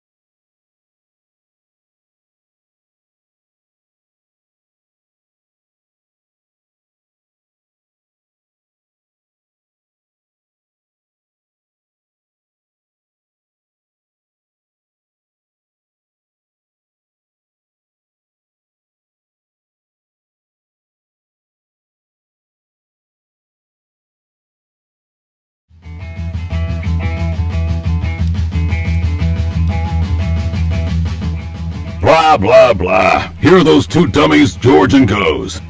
All right, our next guest can be followed on Twitter at TJ Dillashaw. TJ Dillashaw is a 2-time UFC bantamweight champion. He's got 3 title defenses, 16 wins overall. And at some point in 2019, I see a busy year for TJ Dillashaw defending this belt. So we'll pick his brain, see where he's at. He never stops going. In fact, he's ending his strength and conditioning a couple minutes early just to get on here with us. Welcome back, champ. How you doing? Doing good, man. How are you? All right, man. You're back on with George and Goes. We got Dan Tom, the fight analyst, and Ricky Lundell with us. Excited to talk to you. TJ, man, you never take a day off. Today's Valentine's Day, and if I recall from our conversation, you still had to get that 2-hour session of strength and conditioning, and you really are the madman that everybody talks about. I mean, that was the plan, dude. I unfortunately came down with some food poisoning, so I've been a little bit bedridden today. But oh shit. Yeah, man, I try not to. You know, yeah, it's a little bit of a bummer, but I try not to take too long a breaks. I mean, you got to enjoy life, but also I want to stay ready. Yeah, and that's one thing I've always admired is just hearing the stories of how obsessed you are and how involved you are with your career and how competitive you are, because I think you have to have that mentality. Otherwise, you're not going to wear gold. Not in this sport, man. There's just too many great athletes that slowly get whittled out through the amateurs, through the regional scene, and eventually to the bigger shows. You know, they become ranked fighters, contenders, and then do they have enough to be a champion or not? You know what I mean? So no matter what people may say, it's that drive that's gotten you where you at. 100%, man. It's being obsessed. You know, it's being obsessed with wanting to be the best.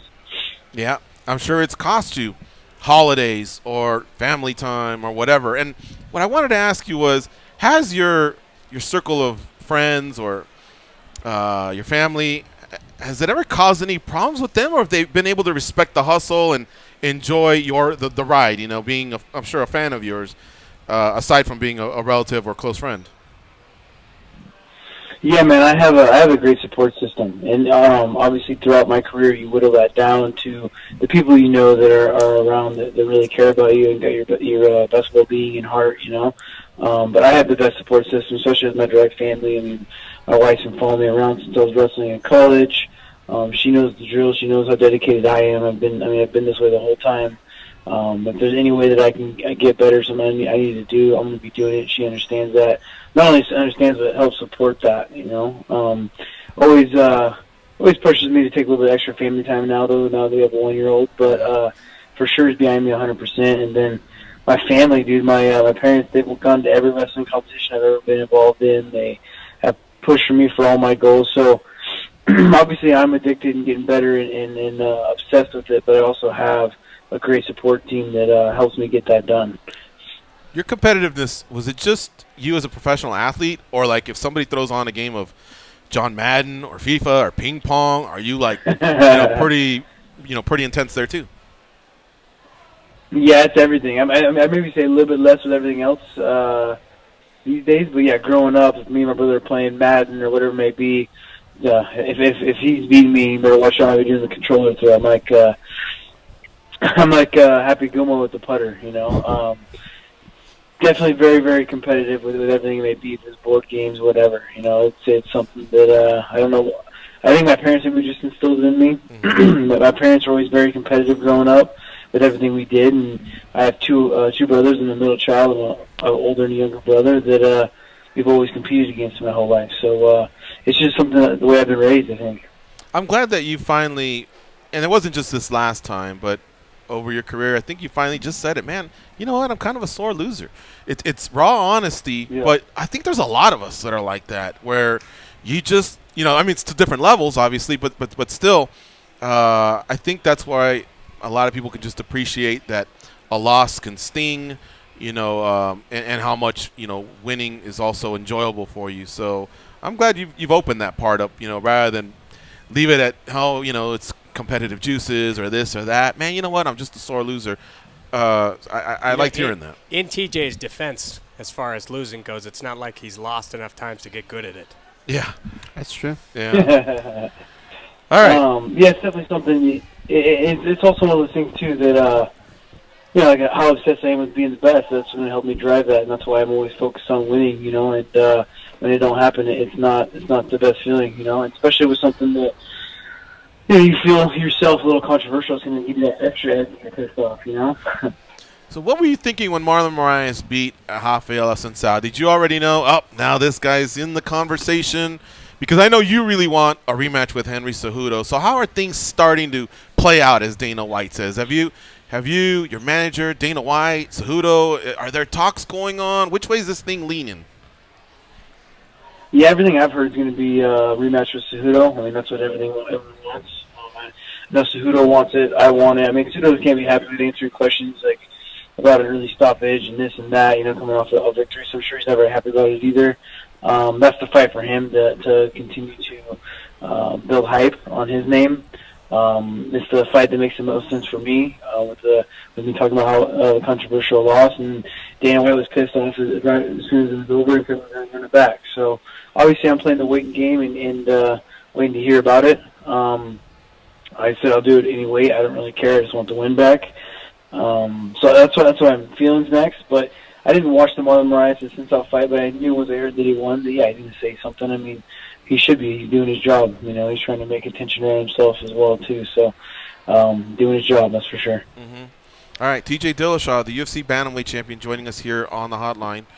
And as we start maybe moving towards a possible Cejudo rematch, if you look on the calendar, when would TJ Dillashaw be ready to fight Henry Cejudo? That's why I'm in the gym now. I'm ready for whenever they call me, kind of thing. You know, I don't want to be worried about, like, oh, my body's not in shape, I'm this or that. That's why I've been sticking with the strength conditioning. I haven't been doing full, obviously, training. I mean, it hasn't even been a month since the fight, so I've been doing a little bit of mitts with Dwayne here and there, and some kickboxing, staying with a little bit of light drilling, but mainly just strength conditioning to keep my body ready to do what it needs to do. You know, I'm putting some strength back on right now. You know, maybe some of the sides that I lost when I was doing the weight cut, so I got to put that back on, depending on if I fight 35s, or even keep my body ready to drop back down to 25s, you know? All right, Goes, what do you have for TJ Dillashaw?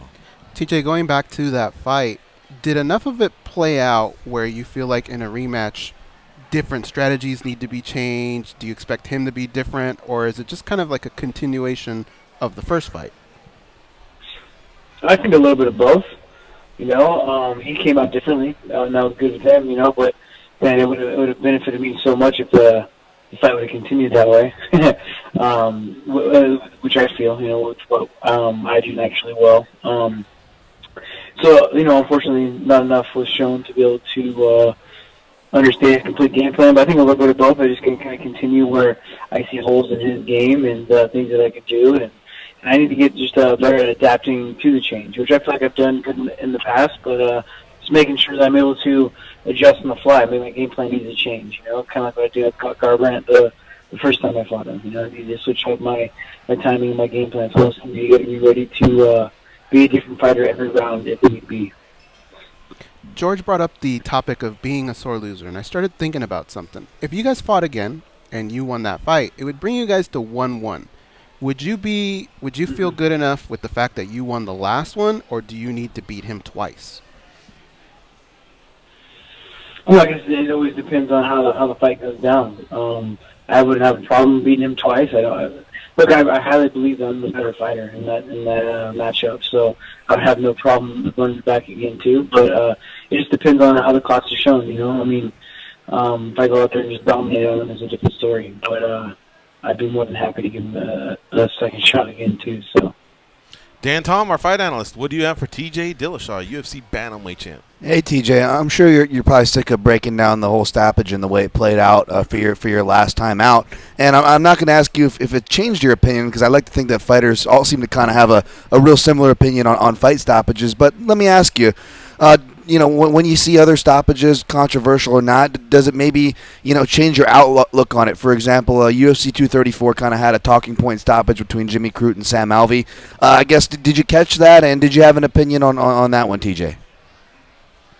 No, I didn't watch that card. I really don't watch much fighting other than maybe the opponent I'm fighting and get into it. I always feel like it's bringing work home with me.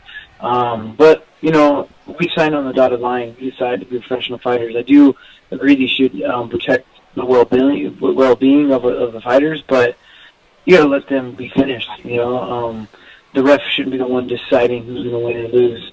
I was in the middle of talking to the ref when he stopped the fight. You know, he was telling me, show me something. I told him I was good. I can tell you just from watching my fight, he was hopping around, getting all crazy from the get-go. You know, like, so I think, especially with the high level of the fight it was, it's not only a title fight, it's a champ versus champ fight. Like, you gotta let someone go out, they're gonna go out. You know, and understand the situation. Be more of a student of the game. Like, you should know that where I got clipped and how that affects you. You know, I got clipped behind the ear on a shot that takes your equilibrium out. You know, it wasn't like I got stone cold smashed on the chin and lost my marbles. This was one of the things where I got hit behind the ear and lost my equilibrium, and then I got another guy trying to get on me. You know, so knowing the situation, knowing what's what, like what chokes are better, if you're in an arm bar, if the guy doesn't tap, is he going to break, kind of thing. You know, just knowing more of the sport to understand what is a valid stoppage, if it's a submission, if it's a knockout, whatever it may be. I got you. No, loud and clear there, TJ. And you mentioned something else that I think is really important about kind of, isolating, if you will, compartmentalizing, if you will, because the sport can overtake you no matter what facet that you step into it at. But let me ask you something. I always associate you with guys like, maybe because you guys are all really competitive and great fighters, guys like Juan Archuleta or Aaron Pico. You guys obviously trained together. Now, you guys all kind of fought around the same time. You guys all had different results, right? But let me ask you, do you guys kind of get back into the gym kind of together? Start coordinating with those type of friends, even though it's involved with a fight game? Or are you talking about staying in the gym now, more just conditioning, more just kind of TJ focus work? Is that more what you're talking about? Yeah, a little bit more TJ focused work. We each have our lives outside of fighting as well too, and each one of our situations was a little bit different. So maybe some guys need to take some time off. A guy like Aaron Pico that took a shot like he did. I don't want him to come back to the gym until he fully recovers. He's young. Like, there's no reason for him to kind of push the pace with it with the bag knocking like that. Juan Archuleta, he went back-to-back fights. That guy never slowed down. He had four fights in 10 months on the tour and on different weight classes, back-to-back camps. So he went out to Spain and did a vacation out there for like 11, 12 days.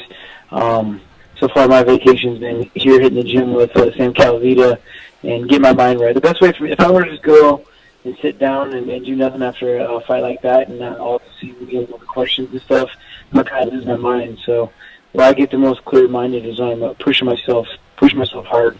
And I've been doing that more through the strength conditioning rather than MMA training, because the body does need a break, but I want to stay feeling like I can take a break whenever. UFC bantamweight champion TJ Dillashaw, our guest on the hotline. Two-time UFC bantamweight champion, 3 title defenses. Definitely had a couple nice reigns there. All right, Ricky Lundell, finish things up for us. What do you have for TJ Dillashaw? Hey, TJ.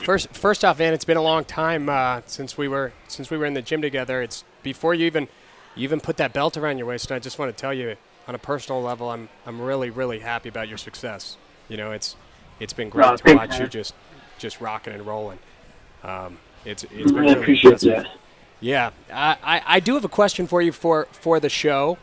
So since Cejudo started winning his title, the Russians have been posting a lot of Basic when he wrestled Basic, and I watched it yesterday, like the whole match, and it showed a lot of Cejudo's mentality. And I just wondered if back in your college wrestling days, and even now, if you guys have watched Basic and how he dealt with Cejudo's mentality to knock him out of the World Championships at the time. It's definitely something I should go back and look at. I haven't. When you start trying for MMA fights, wrestling is an aspect of it, but it's a completely different sport. Totally. And you know that. I mean, you're a great wrestling coach for MMA. But I would love to go back and check that as well too, just for the mentality part you're talking about. I thought it was great mentality, TJ. Like how Basic approached the game. Not so much what the game was, but he played into the competitive side of Cejudo. And I just wondered what your take was. So maybe sometime after your victory in the future, I'd love to hear what you thought about that. Yeah, man, absolutely. I appreciate you throwing that out there. Just like the coach that you are, always trying to give out some advice. That's good. I appreciate it. Thanks, one more for me, TJ, and then we'll be done here. Which one is the more lucrative fight, by the way? This in no way have I ever taken your answer to be, oh, I want Henry because it's the more lucrative fight. You just want to basically fight him because you just recently lost to him. He's another champion. But in the end, is he actually more lucrative than Marlon Moraes, or do you even know? Yeah, he is. He is, absolutely. It's a win-win. Obviously, to fight Paul back, and it's to fight is more lucrative, we had a lot of hype going into that fight. There's tons of views on it. And I've got nothing but people telling me to run it back, So I think that's the most lucrative fight for me right now. Could you fight at that UFC that's unnamed? Well, it's called UFC 236. It's on April 13th, but there's no location. So that's like kind of 2 months from now. Could you do that one, or is that too soon? I mean, I could. I'd prefer probably not to, but I definitely could. That's why I'm in the gym. I'm ready for whenever they call me. I don't want to be a guy that's like, oh, no, I can't take this fight. I got to be able to make the weight and get in shape. I want to be able to say just yes to anything, So, that's not like a day I'd be shooting for. But like I said, man, I'll be ready. All right, my man. Thanks for the time as always. We really appreciate it. Always been fun covering you since Tough, and you know, through you being a contender and now a 2-time world champion. So we really appreciate you still extending that offer to us to have you on the show. Hey, hopefully you get this fight soon. We'd love to see it, and thanks for joining us on the MMA Junkie Radio Show. Absolutely. Thanks for having me, guys. All right, we'll see it. All right, that's UFC bantamweight champion TJ Dillashaw. All right, one more time. 1% better every day. Ricky Lundell's personal guide to back squats. Available on Amazon, $20, and it'll really, really help you out on many fronts. So check it out. Thank you so much for stopping by, Ricky. Guys, thank you so blast. much for having me on the show. And hopefully we see you in a couple months. Maybe Absolutely. do a quick cameo. But other than that, we'd still like to have you come in and co-host another show. All right, folks. Tomorrow we have no one booked yet, right? No one yet, yeah. No one yet. That's right. All right. So tune in tomorrow, 8 p.m. Eastern, 5 p.m. Pacific, for another edition of MMA Junkie Radio. For Ricky, Josh Beckies, Dan Goes, I'm George. Have a nice day. Go out there and be a champion.